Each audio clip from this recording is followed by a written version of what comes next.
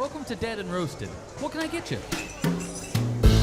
It's so funny when this happens. I decided that this episode's story should be random to make things easier and more fun for me. I read 3 altogether, and most of the episode just ends up being about scary welfare check stories. Well, don't let me spoil all of it for you. Grab your cold brews and your psychiatrist's business card. You're gonna need both, as we dive into these tales about Arizona's newest cryptid called COYOTEHEAD, and dark spirits that might just be hunting people. Enjoy. Stop what you're doing, whip your phone out, and leave Tales from the Break Room a follow and review on Spotify and Apple Podcasts. Thank you. Then go pre-order my upcoming book, Creepy Campfire Stories, which releases on July 8th, 2025, on Amazon and your favorite bookstores. It's a beautiful hardcover collection of terrifying wilderness encounters that will give your fellow campers nightmares for life. Now then, these are Tales from the Break Room. What were those voices? From Orc Killer 2002. I enjoy your videos and put them on at work to drown out the machinery. So I figured I'd submit a bizarre incident that occurred during one of my previous jobs as a school janitor. I need to preface this by saying I won't dox the school or the state that this took place in, just that it was an elementary school. It was a night like any other, as one of the many janitors to clean this school, meaning we often divided and conquered, making cleaning the large school hall easier. I was assigned my own hallway that separated at a capital T. You enter, turn left, turn right, then go back the way you came.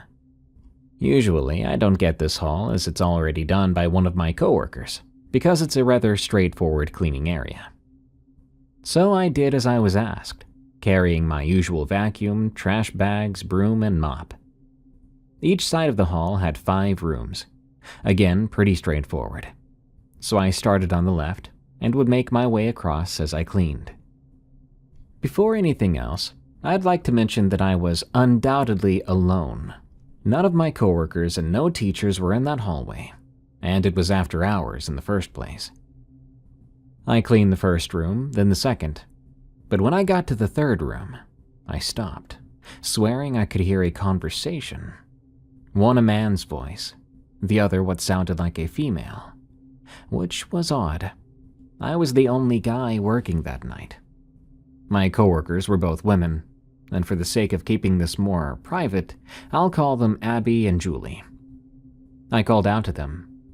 "Abby? Julie?" I asked, but got no response. I assumed they were trying to scare me. I hate to admit it, but I was already on edge. I mean, I was in a school that usually bustled with life, and was now dead silent, aside from the eerie voices and my own footsteps and breathing. So I figured I'd have to investigate. What if someone had broke in? Sure, I could have messaged my coworkers or possibly phoned the police, but it was late, and I was already tired. So maybe I was just imagining it. Or it was just teenagers thinking this would be a prime hangout spot. So I walked across. No one in the neck of the hall. Checked every room. No one. Odd, I thought to myself, before chalking it up to nerves or tiredness getting to me. I resumed cleaning, until I heard them again. Louder, though not loud enough to discern any words. This time I did a thorough search of each room, though there was still nothing. No video left on by a teacher by accident. No person in sight. I even popped my head out of the exit doors on each side of the hall. No one. By then my nerves had turned into fear. I was still sure it was my mind playing tricks on me, but it was scary nonetheless. That is until one of the rooms I cleaned, which I had turned the lights off in, flicked on. I was sure I turned it off, but at this point I just wanted to finish and leave this hall. So I flicked the light off and hurried my work, getting to the final room when I heard the voices again. But it sounded like it was in the room with me. This room was especially creepy. Had all kinds of plush animals and toys you'd see in a typical toddler's room. But it just felt eerie, All the stuffed animals' eyes felt like they were following me. That was certainly only my nerves though, but still, the voices were here and still not loud enough for any words to be gathered. That's when I noticed the rocking chair just steadily rocking. Not enough for noise, but it was certainly noticeable. I then decided I had enough. I turned out the lights, took my cart, and left the hall, hurriedly turning out the lights as I went. I don't know what I was hearing that night, or what had caused the light to turn on, or what rocked the chair. All I know is that I'm glad I don't work there anymore. I later heard a rumor from an old coworker that the school was supposedly built on top of what used to be a graveyard. I don't recall if he said a graveyard or Indian burial site. I don't want to know if it's true or not. I know this isn't exactly scary to most, but it was possibly one of the scariest nights of my life. Last Responder, from R. Strayer 625. I work as a mortuary transport specialist. My job is to take the dead where they need to be. Because yes, even after death, you still have appointments to keep. Now, one might think this job requires degrees and training. But let me tell you, it really isn't all that much different from any delivery driver job. It's getting the intended parcel from one location to another. The dead actually travel a lot more than people would think. Anytime you're on a commercial flight, the odds are pretty good there are at least 2 dead bodies in the cargo hold beneath your feet. Most people are unaware of the job we do. Those of us in the business are meant to be forgettable and professional. Those are the 2 things you really want to be as a mortuary tech. I've been doing this job for the better part of a decade, and it still has never gotten to me. Death, grief, loss, anger, denial, these are all just aspects of the job. These things make my job very isolating. It's when you feel most alone that something out there finds you most vulnerable. I don't know what it is, but it finds you at the most opportune time. The job really isn't all that difficult. You wait for a call to come in and you go to collect the body, and you take it to where it needs to be. Simple enough, right? If only it was that simple. The paperwork involved in my day-to-day work is enormous. Chains of custody, evidence, personal property, and maybe a chain of evidence complete with stickers that need to be placed on each item and cataloged just for the sake of the local sheriff department. I can't even tell you how much fun I've had documenting a person coming from a local exotic dancing establishment who had a stack of $1 bills that had to be cataloged and dual counted. But I still like my job. I would be remiss if I didn't say the job is isolated in several different ways, some that people will never think of. It's a profoundly lonely job picking up the dead. 1, there isn't anyone to talk to. 2, if you do, everyone thinks you're out of your mind. When you do this kind of work, a few things are required of you. The most obvious is a strong stomach, followed closely by a very high sense of professionalism in the face of death. Next is at least a gray to deepest black sense of humor. It's an important survival tool in more than one sense. When most people go out with their coworkers after a long or difficult shift, the things you talk about are considered normal conversation. When my coworkers and I talk about our day, it's the most horrific, gruesome, heart-wrenching scenario the human mind can experience. And that's just a normal day for us. Post-autopsy infant, 2 or 3 a day. Body in late-stage decomposition so bad even the local sheriffs won't go inside the residence? Yeah, that's just a Tuesday at work. Is it so hot outside you're spending your breaks in a cooler full of bodies? And it just seems like a normal everyday occurrence? It's kind of amazing in some sense how used to things like this you can become when it's part of your everyday life. I live in Phoenix, Arizona. If you've never been to Arizona, well, congratulations. Not to be overly negative, but the heat is a force to be reckoned with, and there's just no escaping it. To put it in perspective, I was driving one for my shift and noticed one of those bank signs that tells you the temperature outside. At 4 a.m. it was still 115 degrees. The city is all asphalt and concrete in the middle of the desert. Frankly, it just about never cools off. The only relief comes in the form of random thunder and dust storms that spring up very suddenly and disappear just as quick.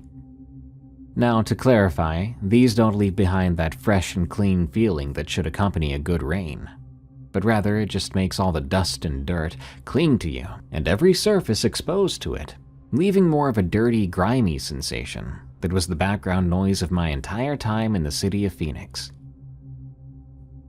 The incident happened during one of my shifts. I was working far out of the city near a town called Apache Junction. This area is very remote, rural, and can be creepy all on its own, being alone in the middle of nowhere, besides the rather morbid nature of my job. Dispatch had me covering the outskirts while the other two drivers worked the inner city. I had already picked up one descendant from a small mobile home and had been told to wait before heading back into town to drop off at the medical examiner's office, because we had another call in the area coming down the line from the sheriff's department. This really wasn't an ideal situation for me. The night's earlier call had also been a sheriff's department wellness check that hadn't turned out so well for the person being checked on. Without going into graphic detail, they lived alone pretty far from any neighbors, so the person in question had been deceased for quite some time before anyone took notice. In short, the smell was pretty bad, even sealed in a body bag. Knowing that clearing a scene can take hours for the sheriff's department, I was dreading the next few hours waiting in the middle of nowhere with my new companion. I found a good spot at the base of the road leading up towards the second call to sit and wait. I stepped out of the van and lit a cigarette. I reveled in the aroma of the tobacco smoke. Maybe not so much for its quality, but for the lack of decomposition smell it had. I propped myself up against a lonely light pole, watching the sunset over the desert. Something to be said for the state, it does have gorgeous sunsets. As the last rays of light winked out and dropped the night sky into a deep purple, something unnerving tried to crawl up my spine. I broke free of my revelry when the hairs on the back of my neck began to rise, and a cold feeling of dread knotted its way through my intestines and landed as a heavy weight on my chest. As my heart rate began to rise, I could almost feel my pupils dilating. I pulled another long drag off my cigarette, put my head down for a moment, and closed my eyes, waiting for the worst of it to pass. Don't get me wrong, I don't think there's anything supernatural about this particular feeling. Mostly, that's just the beginning of your shift jitters that almost every tech gets before the shift really gets going. It's just a normal part of the day when you start thinking, what manner of hideous, nightmare-inducing, psyche-melting, sanity-rendering horror am I going to be introduced to tonight? Because it's not a matter of if, but when that will happen in any given work week. At some point, you'll be exposed to the most horrible thing you'll ever see in your life, and it will stay with you crystal clear as the day you saw it. Time doesn't soften its edges. You will see it in your dreams. It will, for all intents and purposes, haunt you. Talking about it does help, but with a profession that's not only physically lonely, long nights by yourself with no one but the dead to keep you company, but outside of work, it carries its own weight. People can be polite and say things about how it's okay, but in reality, most people never want to hear about death. Doesn't leave you much to work with at a polite dinner when someone asks, "How's work?" If you are lucky, you have a supportive spouse, someone you're comfortable enough with to actually talk about your day with.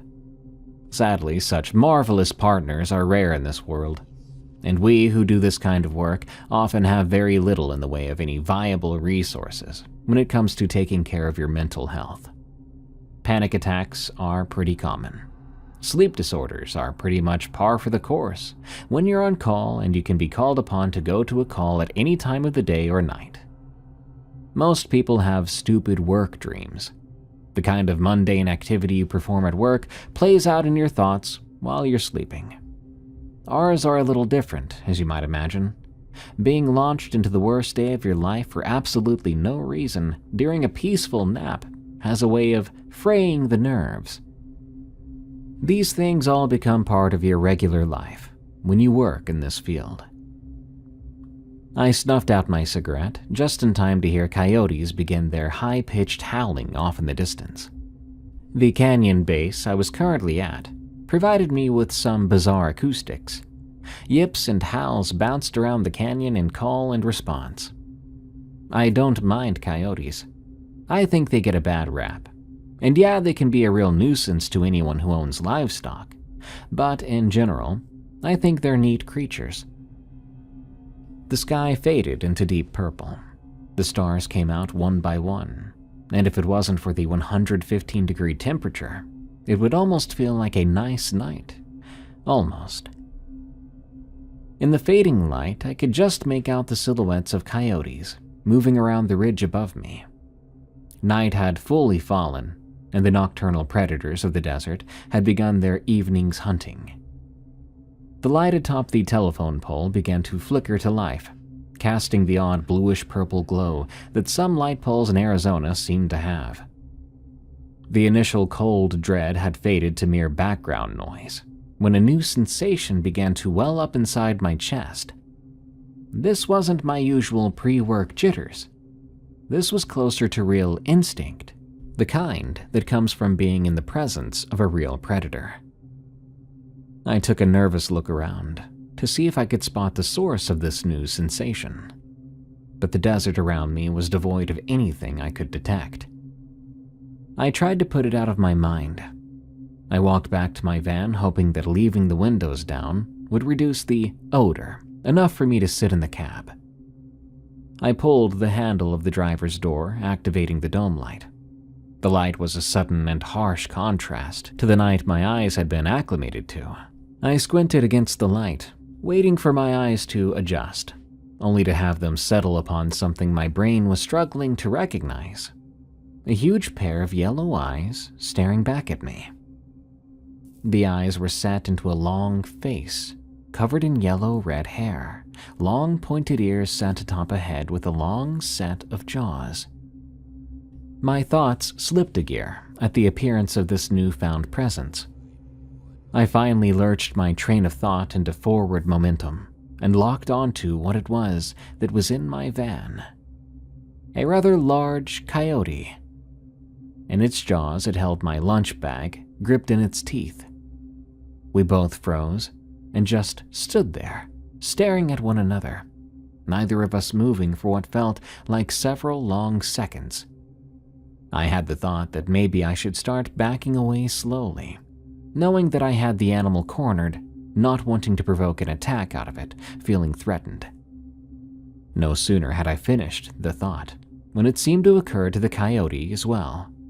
Realizing it was somewhat trapped in the cab of my van, it then made the decision to go absolutely ballistic. The coyote threw its body in a wild arc around the cab of the van. Coffee, paperwork, my lunch, the cup holder, and the ashtray all got added to the mix as the animal's panicked attempt to find an exit from the vehicle sent it rampaging around the interior. I watched, almost amused, as the frightened coyote somehow managed to tangle itself in the passenger seatbelt, causing further distress, and in its desperate attempt to flee, tore off the visor and the armrest of the seat. Finally, it wriggled free of the seatbelt and lunged out the window, my lunch still gripped in its teeth. In the commotion, I had tripped over my own foot and landed on my butt outside the open van door.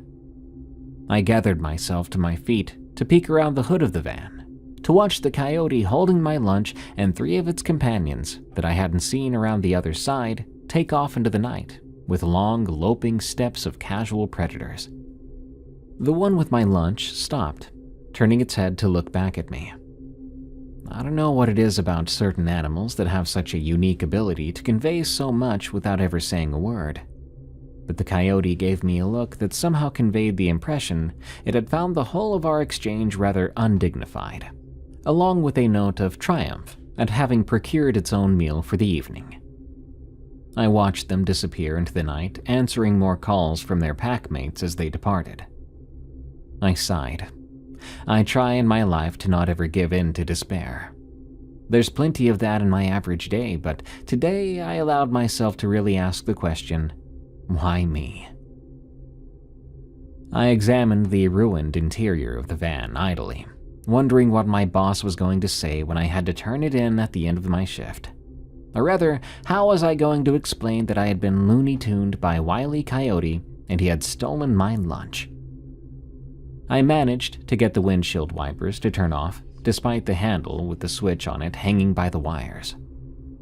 I rummaged around for our cleanup kits we keep, figuring if it's good enough for the tasks we ask of it, it would probably do just fine for some spilled coffee and a partially strewn about lunch.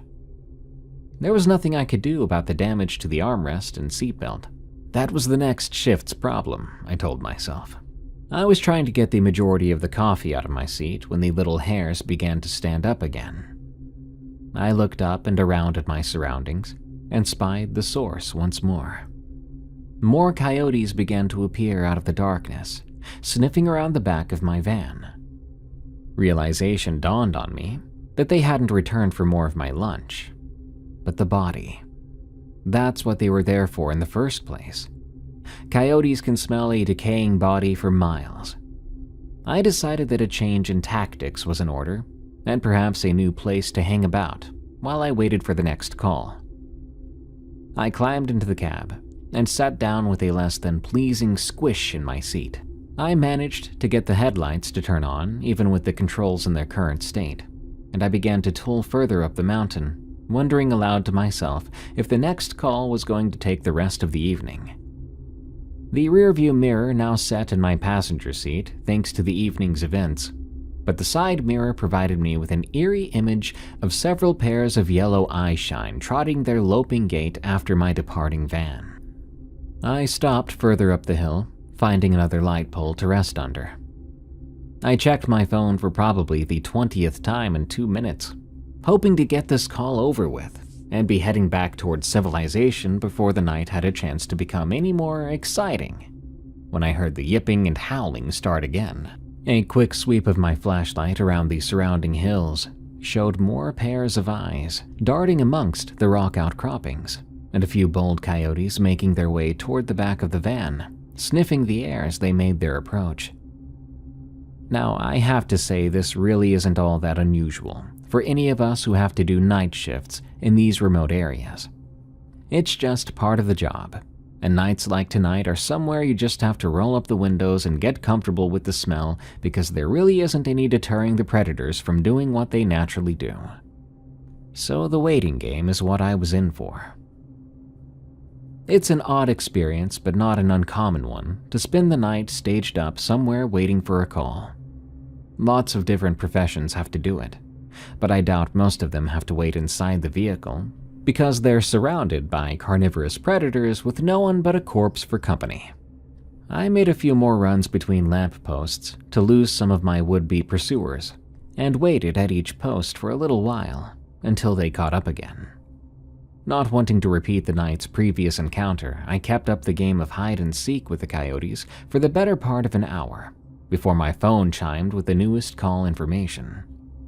About time, I said aloud. As much fun as my current game was, I badly wanted to get my call and head back to the city, with its street lights and noise pollution and people. I got my address, and not much more from dispatch, and headed out into the night, up a winding single-lane road in the middle of nowhere to continue the night's trying work. I arrived at a small mobile home that sat alone on a large lot, cleared of any of the desert's usual landscape. A considerable number of remote homes bear a striking resemblance to this one. Lonely yet still appealing. A modest home, but well cared for. Something about the neatly kept exterior spoke of its occupant, or should I say former occupant, as a person who likes to be left alone but not a hermit. I drew back my perspective and took in the entire scene, realizing why the call had taken so long. Among the other county sheriff trucks were 2 SUVs from the local tribe police. Now the long delay made sense. An officer I recognized from other calls greeted me before I even got to the crime scene tape. "Well, hello, Alan," said Officer Edwards as he reached into his pocket and produced a small jar with a green lid. It was then I knew this call was going to be a doozy. "Hope you brought yours, because I'm not sharing," he said, opening the jar and dipping his fingers into a white-colored gel within. I pawed around the cab of the van, locating my own jar of Vicks Vapor Rub. "Oh, lovely," I said, duplicating the officer's actions, rubbing a small amount on the inside of a surgical mask before fixing it to my own face. "Well, show me what you got," I said. "Have you eaten?" Officer Edwards asked. I thought back to my lunch being carried off. "No," I said sullenly. "Good," he said. Turns out the tribal police had been called because the body had been discovered by a group of teenagers from the nearby reservation, who had been out in the desert setting off fireworks, drinking, just general teenage hijinks, when a Roman candle accidentally landed on the decedent's property, and they jumped the fence in an effort to extinguish the offending firework before it set the house ablaze. The empty bottle of beer that had put out the fire was now in an evidence bag, with several others on the hood of the tribal cop's car, and sat on the ground around it were 3 young men with greenish expressions on their faces, being given a stern lecture by the officer. I saw their expressions when they read the words of Maricopa Mortuary Transportation that stood out in white lettering down the side of my van. The gravity of the situation had just struck home for them. It was a look I was all too familiar with. I trotted around to the back of my van to get out my gurney and began preparing for what was most likely going to be another memory I wished I didn't have. I was in a distant way grateful for the metal cage barrier in between the back of the van and the driver area that had kept the general chaos of the coyotes' escape contained to the driver area. I opened containers, pulling out sheets, a large heavy-duty body bag, and began to don a yellow disposable hospital gown and long-sleeved blue surgical gloves that extended past my wrists, sealing me away from whatever I was about to encounter. The standard attire for my job is all black business wear, and I'd already been given a talking to from my employer about overusing the containment gear because it was one-time use and not cheap. But I had generously donated large portions of my paycheck to replace various suit jackets, ties, and other formal wear over my tenure at this company. And well, I don't know if you've ever been politely asked to leave a dry cleaner and never come back, but I have. When the kind of work you do has you come home at the end of the day only to discover something horrifying stuck to the bottom of your shoe, or neatly tucked into the hem of your slacks, thrift store suits are the best option. But I had grown wary of replacing them. I pushed my gurney around the front of the van, and for a moment I was grateful for the short break from the odor of the decedent I already had on board. Then the gentle breeze that had been such a relief shifted and began to flow from the house and towards me. I'd been wondering if Officer Edwards had simply been winding me up, having a little fun at my expense. He did do that sometimes. The breeze and what it brought with it from the house shattered that dim hope before I'd even made it to the gate in the front yard. I don't know why people describe decomposition as a sickly sweet smell. It's anything but.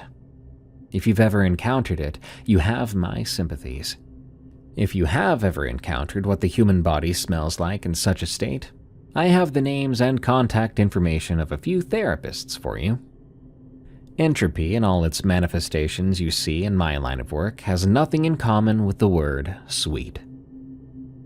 Officer Edwards opened the gate for me while rummaging through his tactical vest, producing a folded bag that he offered me as I got the gurney up onto the concrete walkway. I peered at the bag, recognizing an airline logo printed across the top, designating it as a courtesy vomit bag, that would usually reside in the pocket on the back of the seat. I raised an eyebrow at him. "We have seen a lot of these, and I gotta tell ya, this one is gonna be in my top 5 for the worst," he said. "We already took our photos, and have a lead on a next of kin out in Bullhead City. Mercifully, the decedent is a small person, and the house was closed up tight enough that no predators had gotten to them. But," he trailed off, pointing to his own ear. I listened. Even from 20 feet away, my ears picked up the low buzzing sound emanating from the house. Flies. Hundreds of flies. Again, a part of me hated the fact that I so easily recognized the sounds and what it implied. "Yeah, they've been here for a while," Officer Edwards said with an apologetic look. Officer Edwards gave me a reproachful look as he opened the door to the modest house. "Ready?" he asked as he swung open the door. The wave that emerged brought several words to mind. Revolting, putrid, nauseating were among the most acceptable I could put here. I will not go into the graphic details of the scene inside, and I'll simply keep it to a description of my job. The body was in late-stage decomposition and would require many plastic sheets to ensure its safe travel to the medical examiner's office. While predators had not been able to enter the place, the insect presence was nothing short of overwhelming. The room had more flies than anything else besides smell. I gathered details with the clinical detachment necessary to maintain my sanity, rummaging a bit to attempt to locate a wallet or any kind of identification, to no avail. I remembered Edwards saying they already had a lead on the next of kin, so I happily gave up my search and proceeded loading my newest passenger into the large black body bag and relocating to a clean space of carpet to try and minimize the amount of cleanup I would have to do later. As I zipped the last bag closed, I spared a thought for the poor intern that would have to open this one. I pushed my gurney out towards my van, with Edwards right behind me. He went to put his evidence bags and lockouts on the body bag, designating it part of an active investigation. "Grab a drink after shift? See if we can dull the edges around that one?" I asked, beginning to disrobe my contamination gear. "Sorry, Alan. There are only 2 roads off this mountain and mine's gonna take me a long ways around to get back to the station," was his sullen reply. I could tell he wanted a drink as much as I did after that ordeal. Sometimes the burn of a good bourbon is the only thing that can get the smell out of your nostrils when the day is over. "Next time," I said, knowing my own route back down would take me in precisely the opposite direction. I'd finished loading and was signing the last of the paperwork when the tribal officer came over to my driver window. "Was that you we saw from up here driving around the base of the mountain the last few hours?" he asked. "Yeah, coyotes had caught the scent of my first call. Was trying to keep them from destroying my van any more than they already had," I said, gesturing around the ruined interior of the cab.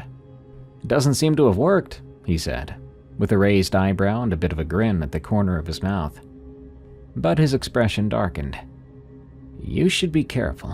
Driving around with that much death hanging around you attracts all kinds of unwelcome attention," he warned, flashing me a look I couldn't place. Somewhere between a threat and a warning, but without the malice in it. I watched him go back to his car and begin loading the teenagers into the back, who honestly looked relieved to be getting away from the scene. I started the van and set my GPS to head back into Phoenix proper. I'm pretty familiar with the roads even way out in the more rural areas. However, this close to so many people who value their privacy, and no shortage of signs saying, "If you can read this, you're in range," made me grateful that my navigation was working. This wasn't a place to make a wrong turn. Too many people here are a little suspicious of outsiders or really any visitors. The people who live here know each other. They know which cars each other drives and when someone isn't from around their particular neck of the desert. I gave my screen a look of dismay, and I'm sure it couldn't have cared less about it. It plotted my route down from the mountain and back to civilization via a number of off-grid minimal maintenance county roads, which was going to take at least 3 hours. Normally I would revel in a long travel time. I get paid by the hour. What do I care? But I usually didn't have 2 passengers on board who were less than olfactorily pleasing. I reached down into the door and found the 3 canisters of air fresheners. I contemplated which flavor of perfumed nonsense I was going to use in vain while I propped the back windows of the van open, hoping to create some airflow as I drove. I did a kind of math only removal techs know how to do. It's not exact, but something akin to distance X amount of air freshener over level of decomposition. If you know, you know. I was probably an hour into a really good part of my audiobook when the radio started to act up. Nothing new when it comes to these kinds of problems. The vans are never the newest models. When you plug in audio cables, charging cables, FM transmitters, and even have to use the old school tape adapter plugged into an audio jack, something is bound to foul up, or get a short somewhere, or even just getting out of range of a decent cell signal. You never know.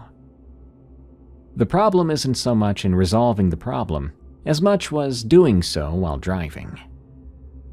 I was heading down a deserted mountain road, coming from nowhere, and it would be a long time until I reached anywhere.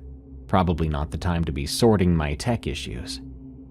I was checking the connection from the auxiliary jack into the stereo when all input from the radio simply stopped.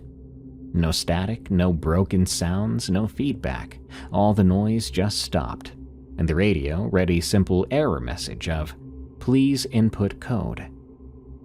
In sheer frustration, I yanked the cables out of my phone with an audible disconnect. The low buzz of static faded away, and I was left with nothing but the sounds of the van trundling down the road. It was only then that little itch of instinct raised its voice to an audible level. It was quiet outside. No wildlife. No chirping or howls or crickets. No nocturnal predators communicating their hunting efforts. The thought dawned on me at the same time I noticed the obstruction in the road. I slammed on the brakes. The van swerved drunkenly toward the embankment of the road. My thoughts lay on my clientele in the back, trying to make sure they didn't flip over in their top-heavy cots. I overcorrected, but managed to get back into the road before the obstacle in the middle of the road was in any danger of being hit. I screeched to a stop, kicking up a cloud of dust that washed over the beams of my headlights. The van stopped, tossing the rest of my paperwork and clipboard about the cabin.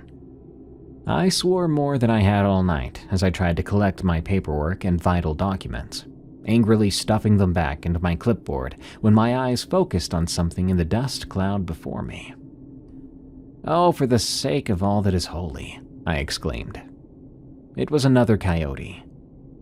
This one was standing over a kill and eating its night's bounty. The dust continued forward, obscuring my vision, but still something nagged at me. I leaned forward, as if it would help me look closer. I thought for just a second it was further away than I'd realized, but no, this was just bigger than a coyote. Its shoulders were hunched with tension. The back legs weren't sitting, just relaxed, laid out behind it like an animal that's been hit by a car. A bit of the dust wafted out into the night air, revealing more of the predator's kills. Yellow fur streaked with brown and red, a body too short to be a full deer. It was then that a solid little piece of the puzzle I was looking at hammered into place. Its prey wasn't deer. It was eating another coyote. I could smell the odor I'd been trying to avoid all night, wafting forward in a wave that washed over me and the scene before me. It was then that the form crouched over the dead coyote took notice of me. Its head lifted from the kill, starting upwards, then it continued its upwards travel. Its neck broke with an audible sound of snapping bones, tendons shifting and rearranging with audible pops. Its lower jaw didn't come all the way up with the skull, but its head was now completely and impossibly upside down. The dark tongue, streaked with blood, lolled out to one side. Its eyes were filled with yellow eyeshine, and something else, like a feral hunger, fixed on me. Just as the dust had flowed forward, so did the odor emanating from the bodies I carried. With another crackling of rending flesh and bone, it cocked its head to one side, like any canine might do, but upside down. Then it sniffed the air. With an explosion of goose flesh, the speakers in my van suddenly came back to life with static and feedback beginning to rise in volume, then abruptly cut out with a single rasping voice warbling, distorted but clear enough to recognize a single phrase. "Feed me." My mind was still stuttering, trying to process what in the world I was looking at, when the whatever it was decided to up the ante on the weirdness scale, and without moving its head a fraction of an inch, turned its body towards me and stood on the legs I thought had looked paralyzed moments before, which began to thicken with muscle, contouring with disconcerting sounds of flesh being rearranged against a natural form. I'm no stranger to anatomical abnormalities. I've seen more than my share of bodies contorting into shapes they were never meant to be in. I felt it when my sanity decided I was on my own and ran away into the safe place in my mind, slamming doors behind it as it went, leaving only the cold, clinical detachment of scientific fact and logic. But this was something wholly different. The lower jaw had not turned with the body stretching the mouth into something grotesque. Flesh just should not move like that. The only word I can use to describe it is just unnatural. As in, nothing from this world. That's all my mind could think as I gazed upon this thing in horror. It just shouldn't exist. It was now fully facing me. Its body moved in short bursts and jerks, almost spastic flickers of motion that somehow highlighted the idea that this thing was not of our world. The abdomen was open down to the spine. The sternum and all visible organs were simply missing. The bone white of exposed ribs shone in stark contrast to the scarlet maw that was the thing's chest. The ribs sheared off in wicked-looking points like teeth, and they were moving like teeth, intersecting one another to form a crooked mouth. The mouth-like opening then began to move, and the same crackling static shot through the speakers, jarring me out of my shock. "Feed me," came the disjointed, warbling voice booming through the speakers of my van. It was then that fear, dreadful and nauseating, took the reins and told me it was time to make a hasty exit. Normally I keep my fear pretty well leashed, but now I felt my foot press down on the gas more than actually making the conscious effort to do so. The tires of the van whirled, spitting out a dust cloud behind me, causing the van to fishtail a bit before beginning to gain purchase and lunging the van forward. The road was narrow, but relatively clear on the right side. I thudded the van down a bit of the embankment, but the van was no powerhouse. Its slow gain of momentum gave me an all too close-up view of whatever was standing in the road as it went past the driver's side window. This, like several of the memories I have from my job, will be forever etched in my memory, in all of its horrifying clarity. Its eyes were still aglow from the eyeshine, but make no mistake, they did not look alive, just aware and hungry. They locked onto mine as I went by, and even a brief moment of that contact made my stomach turn. And even with the tortuous temperature that night, I still broke out into a cold sweat as I made my retreat. I instinctively leaned away from whatever it was as I passed, and nearly slammed my van into a rock before correcting course. Against my better judgment, who had joined sanity behind so many locked doors, I chanced a glance into the side mirror. The cloud of dust I'd kicked up glowed red from the taillights. But still, I could see two orbs of light in the middle of it all, still fixated on me, with that feral hunger.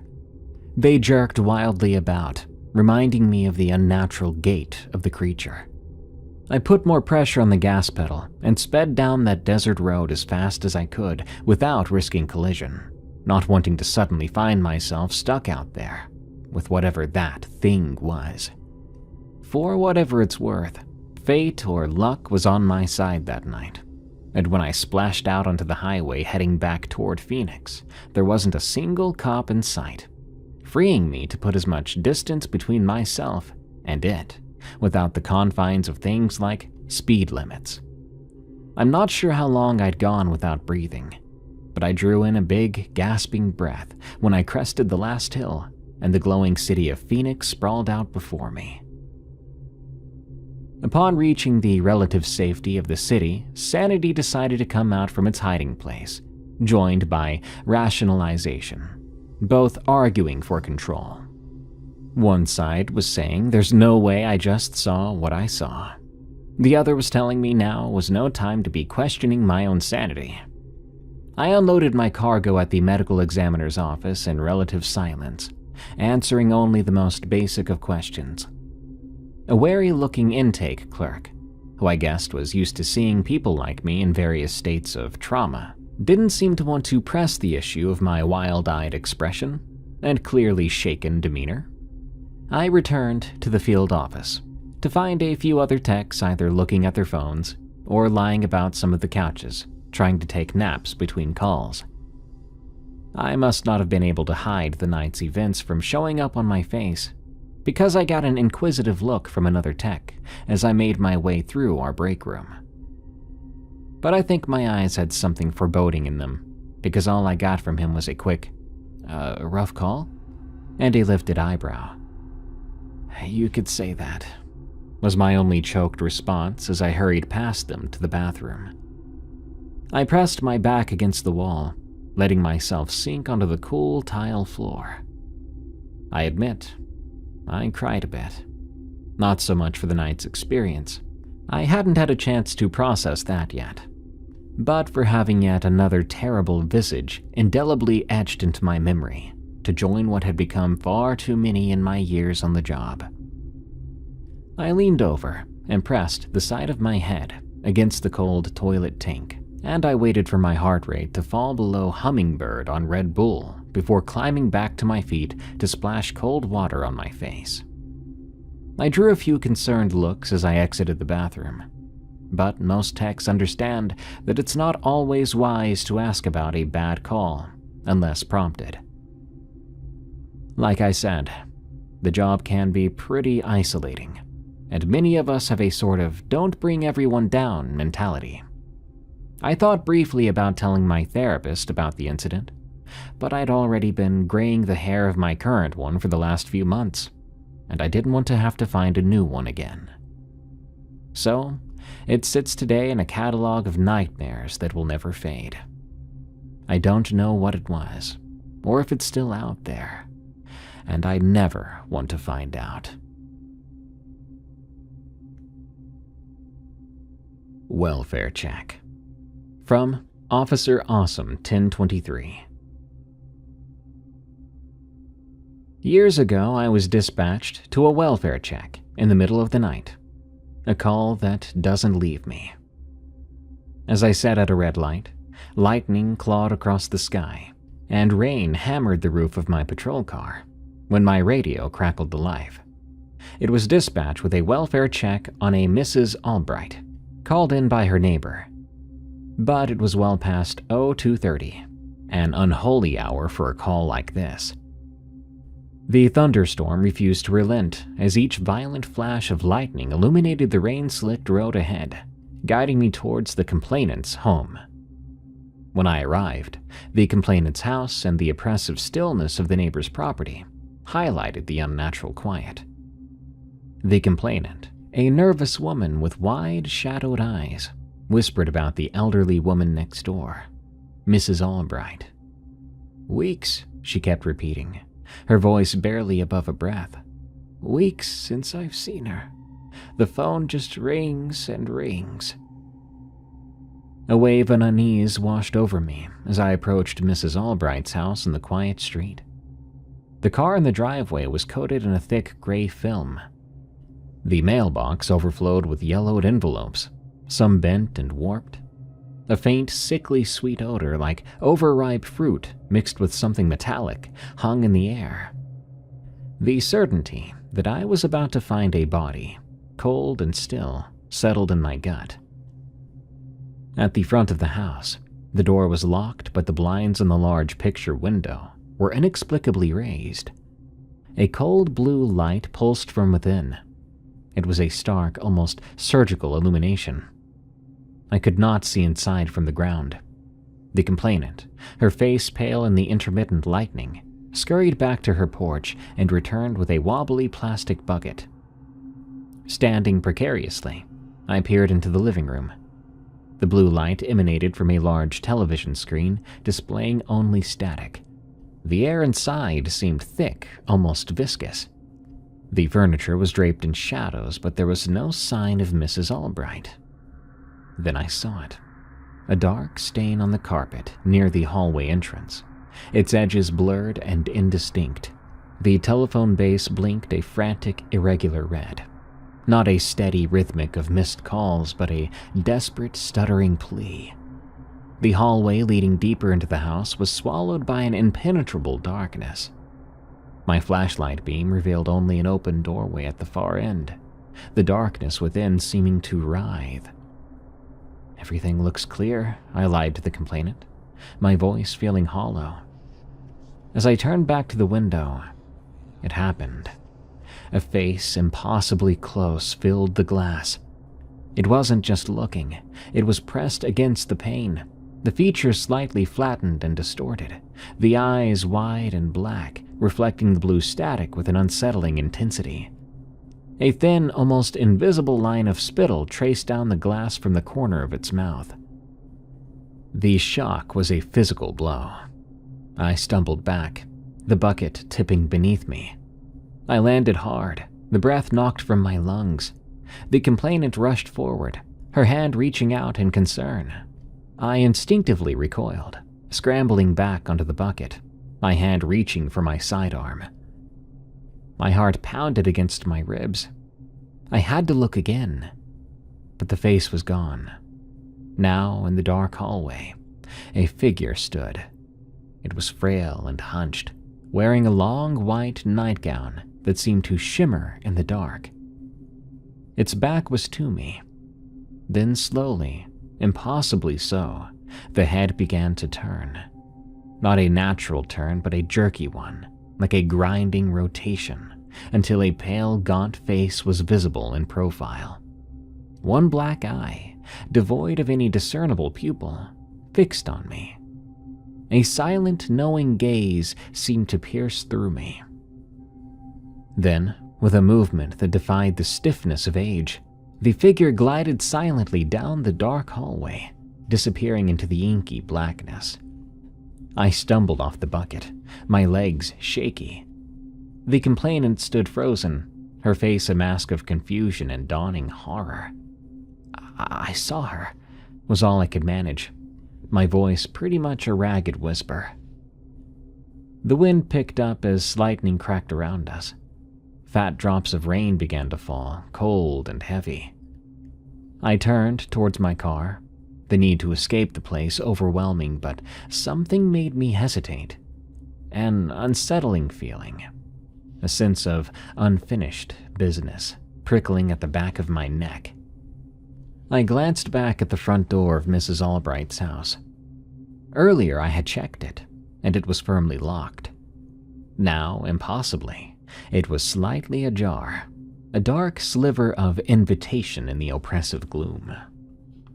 A cold dread washed over me, a certainty that whatever I had just witnessed wasn't going to let me walk away that easily. Against every instinct screaming at me to run, a morbid curiosity, a sense of duty, twisted into something darker, compelled me forward. "Wait here," I told the complainant, my voice low and tight. She looked at me, she whispered, shaking her head. "Don't go in there." Ignoring her pleas, I approached the front door. The sickly sweet odor from before was stronger now, laced with something else, something faintly metallic. I pushed the door open wider. It creaked inward with a groan that echoed in the sudden lull of the wind. "Police? Hello?" My voice felt weak and insignificant in the oppressive silence of the house as I stepped inside. The blue static from the TV cast long, distorted shadows across the living room. The air felt wrong, chilling. The dark stain on the carpet near the hallway seemed even darker too, almost wet. "Mrs. Albright!" I called out again. The house remained silent. I moved slowly, my flashlight beam carving a path ahead of me. The hallway was nothing but shadow still. The doorway at the end of the hall was open, so I moved towards it, each step forward feeling heavier than the last. The room beyond was Mrs. Albright's bedroom from the look of it. The bed was neatly made, but the air was much colder in there, carrying that same unsettling odor. A rocking chair stood motionless in the corner. On the nightstand, a framed photograph lay face down. I didn't touch it. I checked the rest of the downstairs. A small, dusty kitchen, silent dining room, but no sign of Mrs. Albright. It was like she simply vanished. Maybe she merged with the shadows. But then a floorboard creaked upstairs. My breath hitched. I hadn't heard any sounds from upstairs yet. Cautiously, I made my way to the staircase. The upstairs hallway was somehow darker than downstairs, and the air was even colder. I heard a faint, rhythmic creaking coming from one of the rooms, so I moved towards it. I could feel my hands beginning to shake. The door was slightly ajar. I pushed it open slowly, with my hand on my gun. The room was dimly lit by the flickering blue light that somehow bled through the floorboards from the living room below. The rocking chair in the corner moved, slowly, back and forth, but it was empty. I swept the room with my flashlight. No one looking for me. A sudden whisper in my ear. I spun around, but the room was empty. That whisper sounded like it was right behind me. I'd never felt such terror before. This was not a normal situation. We were so far beyond welfare check at this point. It was something else entirely, something that felt evil.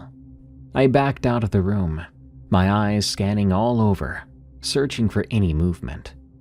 I moved quickly, back down the stairs, feeling like I was being watched or even followed. I made it to the front door, and I stepped back out into the rain. The complainant was still out there, huddled on her porch. She looked pale and scared. She didn't say a word, but her eyes mirrored my own fear. I didn't go back in. Whatever was in that house was still there, and I wanted no further part of it. I got into my car, hands trembling so bad I could barely grip the steering wheel, and I drove away, leaving the open door and the secrets within Mrs. Albright's house behind. I reported a missing person and left it at that. If you see Coyote Head, you'd better turn tail and run or drive faster than you ever thought possible, because Coyote Head is hungry and ready to leave your job with an opening. Good night. Thank you all for tuning in to another episode of Tales from the Break Room. I've been your host, Darkness Prevails, and you can leave Tales from the Break Room a follow and review on Spotify and Apple Podcasts to help us reach more fear-loving fans. Thank you. And don't forget to check out my new book, Creepy Campfire Stories, on Amazon or your favorite bookstore for pre-order now. Link below. Releases on July 8th, 2025. Now then, until next time everyone, I've got to clock out, because if I put one more overtime hour in for this coffee shop this week, I'm gonna lose it. Sorry. I'll see you all next time.